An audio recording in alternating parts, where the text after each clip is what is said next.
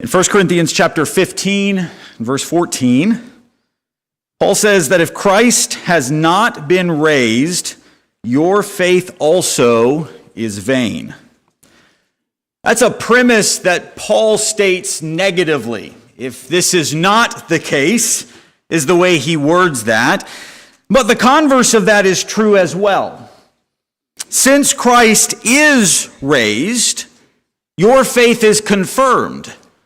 Your faith in God, your faith in Jesus as Lord, your faith in the Scriptures as true is validated since Christ has been raised from the dead.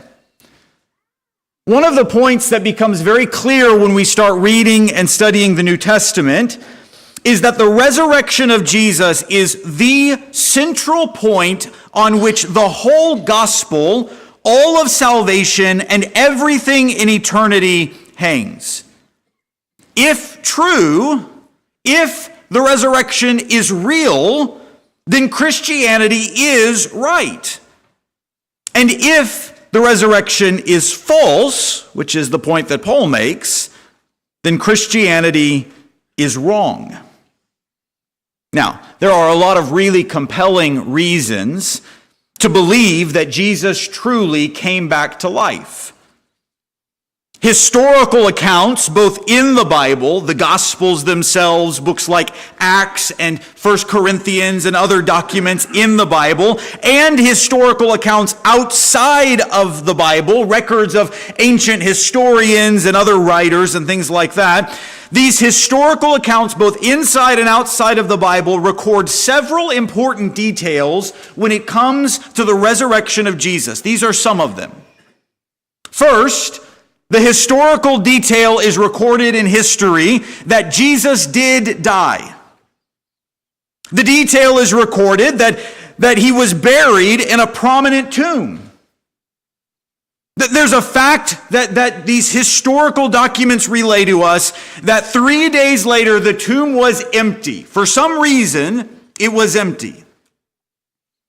We record in history that Jesus appeared after his death to hundreds of eyewitnesses.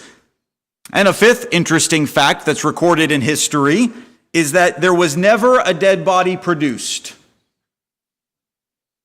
No one came along and challenged any of these details throughout history until much, much, much later. Everybody generally agreed that these are the historical facts. The only question is, what do we do with these facts? How do we interpret them? How do we understand them? The only thing that really accounts for all of these facts is the simple reality that Jesus did die and did come back to life. But this is more than just historical facts. The resurrection of Jesus has real power to help us confirm and defend our faith more broadly. And what I want to do this morning is I just want to share with you three things that Jesus' resurrection, since we can be confident that it is a historical reality, I want to share with you three things that helps us prove or confirm for our own faith beyond the resurrection. First is this. Since Jesus was raised from the dead, God must exist. Did you know that? God must exist, since the historical facts lead us to the conclusion that Jesus was raised from the dead. The notion that somebody can come back from death is absolutely foreign to a naturalistic or an atheistic worldview. If you take purely a naturalistic perspective, which is the idea that the only real thing is nature, that nature is all there is. If you take a purely naturalistic perspective, then death is certain and death is permanent. In fact, the whole idea of something like Darwinian evolution views death as that which furthers the species. The weak have to die so that the strong can thrive. For the dead to come back to life is totally against everything that a naturalistic worldview supposes. This makes the historical nature of Jesus' resurrection problematic for somebody who has a godless view of the world. The Bible, on the other hand, presents a God who is able and willing to act outside of the bounds of nature. The Bible introduces us to a being who not only exists beyond nature, but acts without nature. When we open our Bibles, we learn that God is the giver of life. Genesis 1 and 2 spells that out for us in the creation account. He is the one who breathes into man the breath of life. He speaks and things burst into existence and burst into animation. 1 John 5 describes God as the one who gives life. Although he has the power and the right to take life, he is long-suffering and he is patient. He is the giver of life. And we see throughout stories in the Bible God intervening on behalf of his people, inserting himself, interjecting himself into stories in supernatural ways to preserve life, to extend life, to give life. We think about stories like the Exodus, where God gives new life to the nation of Israel. We think about stories like Elijah and Elisha, where he uses those prophets to bring the dead back to life. We think about somebody like Hezekiah, who is bound for death based on his condition, but God extends his life. Even in the New Testament, we see stories where God is a life giver. The God of the Bible fits the mold of what we would expect to find, given the historical reality of Jesus being raised from the dead. Jesus' resurrection shows that there is a power beyond nature. There is a being who is greater than nature, who can act upon nature in supernatural ways, and a God who is existent and active in the world. Because the resurrection could not have happened in a purely natural world, we must conclude that God exists. But also, since Jesus was raised from the dead, I think it is more than reasonable to conclude that Jesus is God. In fact, this was the whole point in Mark's gospel. Lots of writers try to prove this point, but Mark in particular makes a special effort in his gospel to show us that Jesus is God. In Jesus' death, burial, and resurrection, people came to see Jesus as the Son of God in Mark's gospel. There's this really famous story, or this memorable story to me anyway, where at Jesus' death, as he's dying on the cross, or has died on the cross, the centurion who is taking part in that crucifixion, in the moment that Jesus dies, pauses and acknowledges that surely this man was the Son of God. There is something about Jesus' death, burial, and resurrection that proves that he is the Son of God, and Mark's gospel more than any other tries to prove that. But why was that the conclusion that they were able to reach? Why did they look at Jesus die on the cross? They saw people die on the cross all the time. The Romans were really good at killing people on crosses. Why this man? What was it about Jesus that made them stop and say, no, this man is different. His death is different. Why didn't they just conclude, even after seeing him raised from the dead, why didn't they just conclude that God really must have liked this guy? After all, especially for the Jews, this was not the first resurrection story. This wasn't even the first resurrection story in their lifetime. They've seen Jesus raise people from the dead. Lazarus came back from the dead. They have Old Testament stories where people came back from the dead. What was it about Jesus that made them look at his resurrection and say, this one is different? There are at least two reasons for this, I think. Two reasons why Jesus' resurrection made people look at him and say, this guy must be God. First, I think it's because Jesus predicted his resurrection before the fact. That's not something that other people who were raised from the dead did. In fact, in Mark's gospel, who I've said a couple of times now is making an effort to show us that Jesus is God, he is the Son of God. In Mark's gospel, Jesus predicts his death and resurrection 3 times. He does it in chapter 8, chapter 9, and chapter 10, where he tells the apostles, I'm going to die, and I'm going to come back to life. Jesus certainly made this prediction other times in other gospels. These weren't the only 3 times he said this. This was a part of his teaching, at least a part of his teaching to those apostles and disciples who were closest to him. He told them what was coming. Everybody knew about these predictions. These predictions weren't secret. In fact, Jesus, very near the end of his life, made it very public. He told the Jewish leaders, he said, I'm going to tear down this temple and rebuild it in 3 days. He was talking about his body, the Bible tells us. But Jesus just saying that, Jesus just saying, yes, I'm going to go die and I'm going to be brought back to life, all of that is just words and promises. I could say that. You could say that. You go to lunch this afternoon and tell everybody at the table, hey, I'm going to die and I'm going to come back to life. So what? Good luck with that. All of that is just words and promises until Jesus actually dies and comes back to life. Jesus isn't the first man to rise from the dead, but he is the first one who ever predicted it. He is the first one who ever had the foreknowledge, the insight, the divine insight to tell people exactly what was going to happen, how it was going to happen, and when it was going to happen. Who could have the knowledge to predict such an unpredictable event but God himself? And since Jesus was able to do that, I think that's a pretty good reason to conclude that he is God. Another reason I would suggest why Jesus' resurrection helps us identify him as God is that Jesus didn't just predict his own death. He didn't just predict his own resurrection, but according to John chapter 10, Jesus actually raised himself from the dead. In John chapter 10, Jesus is talking about the things that are going to happen, about the things that will come. And this is John chapter 10 down in verse 11. Jesus memorably says, I am the good shepherd. The good shepherd lays down his life for the sheep. That's a statement about his coming death.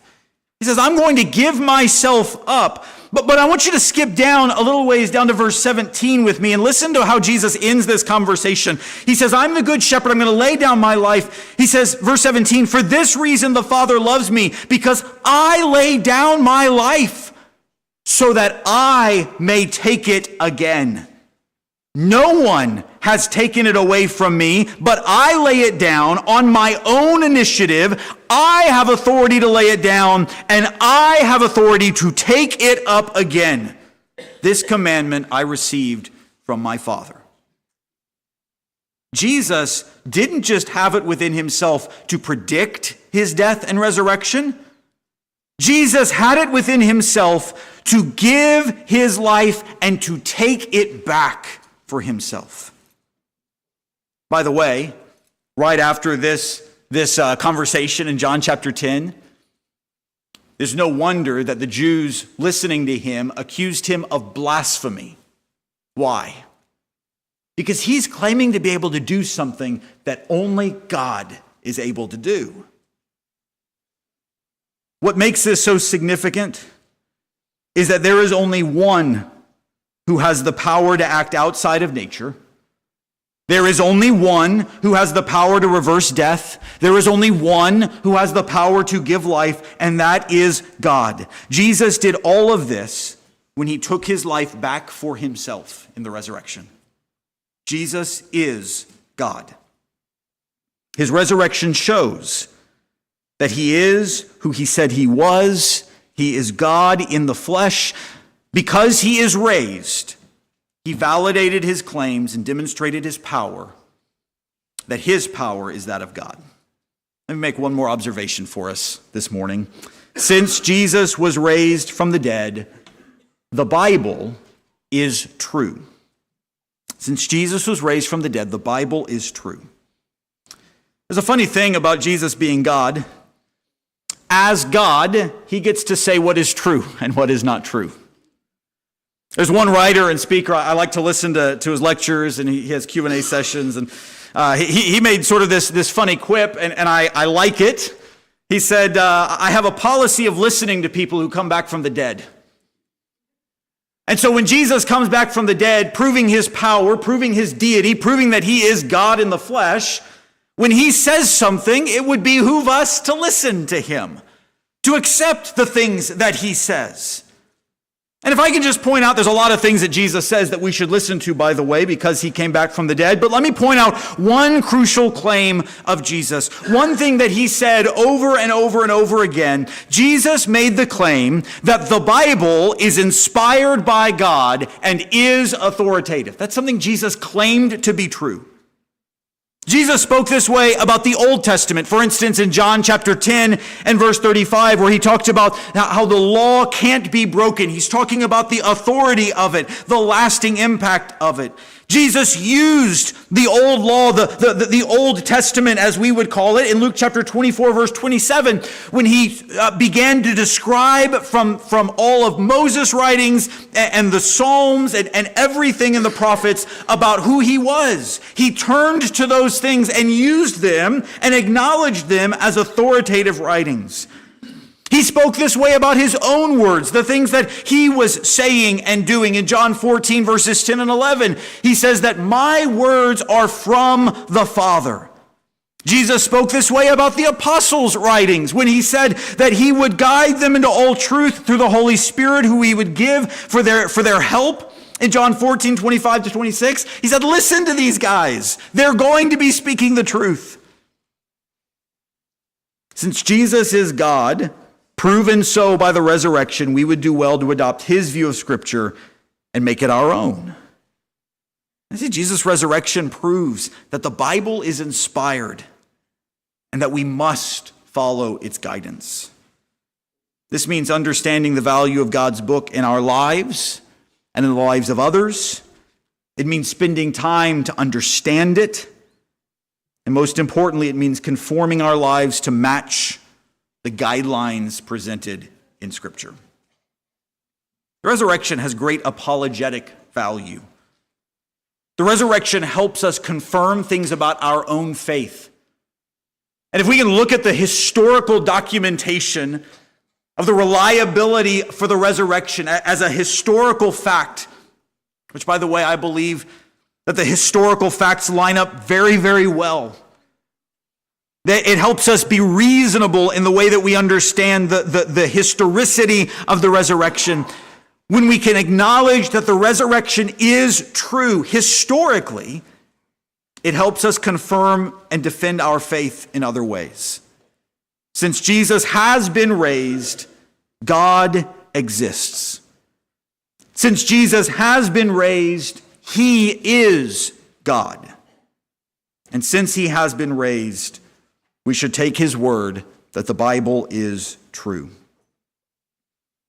Praise be to God that people all over the world are thinking about his resurrection today. We need this reminder. We need moments in our lives to pause and think about the resurrection and be reminded that Jesus is God, that his words are true and vital for our spiritual well-being. We need to be reminded that Jesus has risen from the dead and that he is worthy of our attention and worthy of our submission. This is why we've come together today, to remember Jesus' resurrection. That's why we'll come together next week, to remember Jesus' resurrection. That's why we'll be here the week after that, to remember that he has risen from the dead. That's why we assemble every single Sunday, to remind ourselves who Jesus is, what he's done, what he's accomplished for us. Because we need that constant reminder that Jesus is risen from the dead. Do you believe that?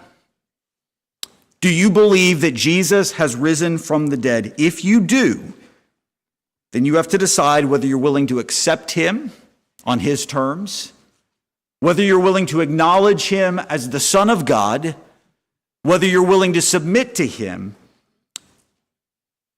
And if you need help with that, we're willing to pause right now on our worship service and help you. If we can help serve you today, if you need prayers of the saints, or if you need to come and make your enter into a relationship with Jesus through the waters of baptism, now would be an excellent time. We'd love to help you. Why don't you come and let us know as we stand and sing.